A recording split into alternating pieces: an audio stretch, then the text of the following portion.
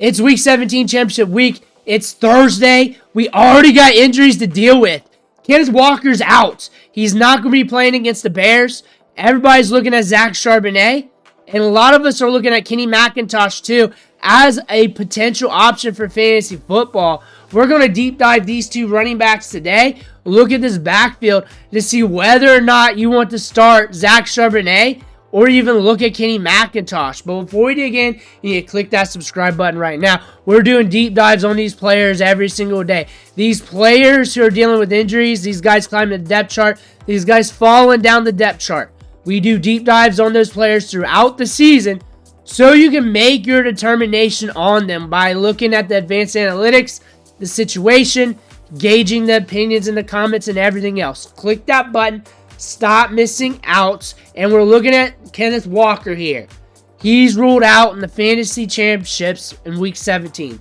Some of you guys got Week 18 games. This game's still important to you. This game's still very important. One of the most important weeks of the season. Unless you're in Week 17, then it is the important week of the season. Kenneth Walker's ruled out. Zach Charbonnet. Everybody's saying next man up. More than likely is Zach Charbonnet. Went in line for Kenneth Walker. Can put up big performances, and we've seen it this year. He's been getting touches. He's been getting workload all season long as the 1B back behind Kenneth Walker. And when Kenneth Walker gets hurt, Zach Charbonnet steps up, and we're seeing that in the numbers here. He has 3 RB1 weeks. That's more than some starting running backs. He has 3 of them on the year, 2 RB2 weeks. So 5 games where he was really productive for you. And then a few high-end RB3 weeks. That's very solid for a 1B running back. He's probably one of the better 1B running backs in the National Football League, which he should be. They spent a second-round pick on him. Looking at what he did last year, too, in spots he was productive. He was getting opportunity. You expect a second-year ramp-up out of that, and you did. That's what you got out of Zach Charbonnet. Zach Charbonnet is good at catching the ball in the backfield. He's good between the tackles. He's good at making guys miss in the upfield. He's a very stout running back prospect. He's very stout. He's got a lot of upside to his game in this offense due to the receiving chops. But he's also just a very stout running back prospect. He's very good in those regards. In the split with and without Kenneth Walker in the lineup, Zach Charbonnet's numbers are vastly different, which we know this.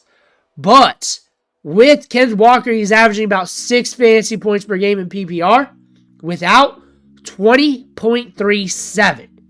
He's averaging 15.83 rushing attempts per game with Kenneth Walker out and 70 rushing yards. So we're getting just more volume, more workload, more opportunity.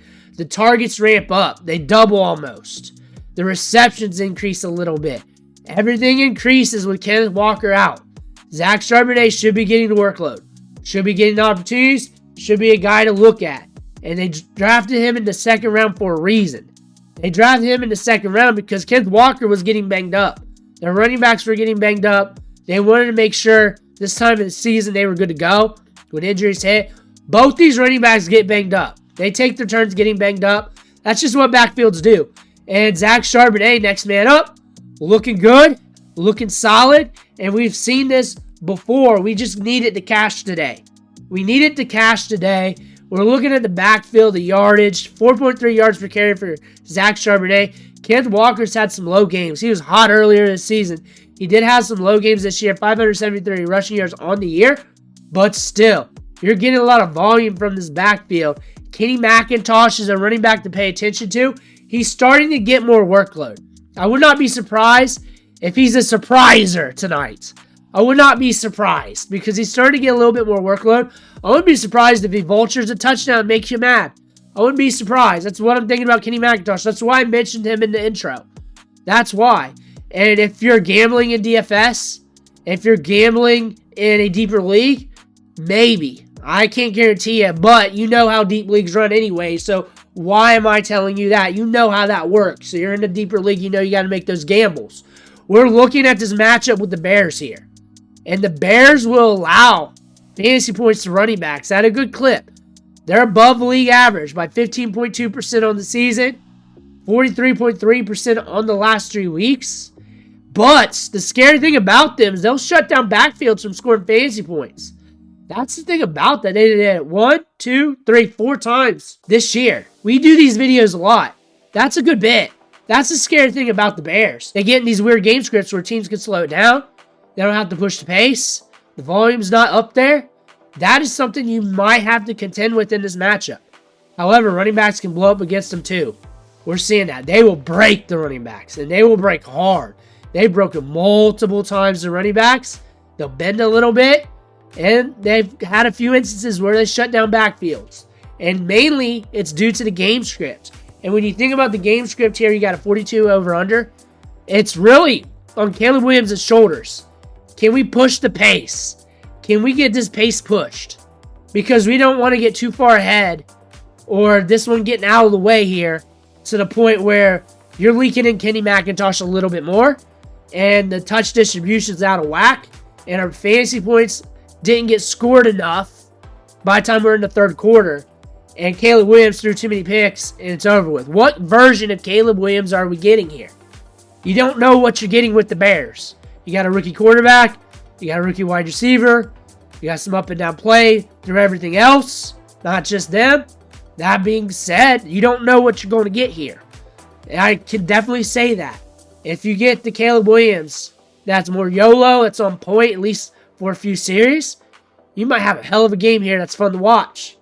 If not, it might be one of those snooze fests where everybody's talking down on Caleb Williams, the fantasy points aren't spread out enough, and that's a very scary outlook for everybody involved in this matchup. Kenny McIntosh has been getting touches lately. He's been getting opportunity. He got touches over Zach Charbonnet last week. He's good at catching the ball in the backfield. 10.4% target share out of Georgia. Not the most athletic back, not the greatest back. Not going to really prime him up like that. However, Kenny McIntosh, a big-time recruit coming out of high school, good between the tackles. A very functional running back prospect. He'd be a thing on a lot of backfields. They made sure to draft him in the 7th round behind Zach Charbonnet, even though they were cooked with Kenneth Walker and Zach Charbonnet. They had other positions to look at. But Kenny McIntosh was such a discount in the 7th round, they had to pull the trigger. They had him valued as a mid-round pick. Everybody had him valued as a mid-round pick going into that draft. A lot of running backs fell in that draft. It was a deep, talented running back class. And you're seeing running backs just leak in and out of lineups due to that. Kenny McIntosh has some upside. I'm not going to guarantee anything out of him, but I would not be surprised if he surprises you tonight. I would not be surprised. You don't need Zach Charbonnet. You're good at running back. You didn't need him the other times. You don't need him this time.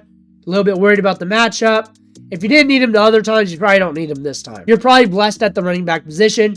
You're probably good to go. You need him. You need the touches. You need the opportunity. You're hurt with Kenneth Walker. You're hurt at running back position. You've been using them anyways. You already know what you're going to do once you saw the news. You already knew you're going to play that up. You're going to ham it up. And pretty much that's what it looks like when you got Zach Charbonnet and a running back like this who steps in and gets the touches. You're just going to throw him in and see what happens. This is a matchup where he could get you something. When you look at the potential point total, him hitting 10 fantasy points is highly likely. The odds of it busting is the game script nuking. And that could happen. It's a risky game script. It very much is. But again, you're getting touches. You're getting good opportunity. You got a good track record with them. Let me know what you think in the comments below. Make sure you hit that subscribe button on the way out. One thing for watching. Catch you on the next video.